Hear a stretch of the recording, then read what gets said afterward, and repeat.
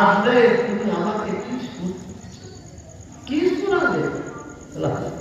আয় আল্লাহ নবী, আমি আজরাইল যেটা বললাম সত্য বললাম।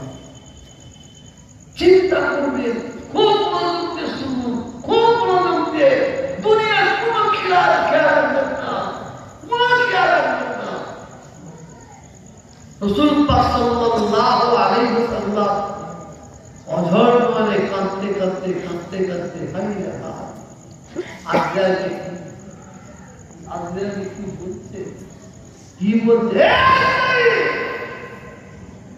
আমার উম্মতরা যারা বয়স্ক হবে, এরা বুড়ো হবে, এরা বুড়ি হবে, এরা বাচ্চা শিশু হবে, এরা জাহান্নামের কষ্ট, যে কষ্ট তুমি আমাকে একবার দিয়েছো, হাতটা তুলতে রেখেছো, এ সহ্য করতে তারা পারবে না, পারবে না। আমি নবী বলছি তারা পারবে না।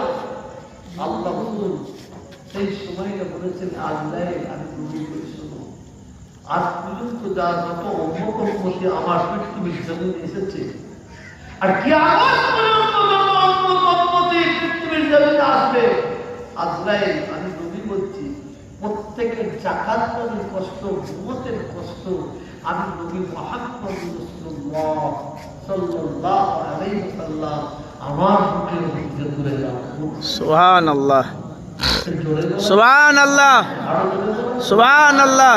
রাসূলের মৌতের শেষ ওয়াক্তে আগুন তুলে বলেছিলেন সালাত, সালাত, সালাত, নামাজ কায়েম করো, নামাজ কায়েম করো, নামাজ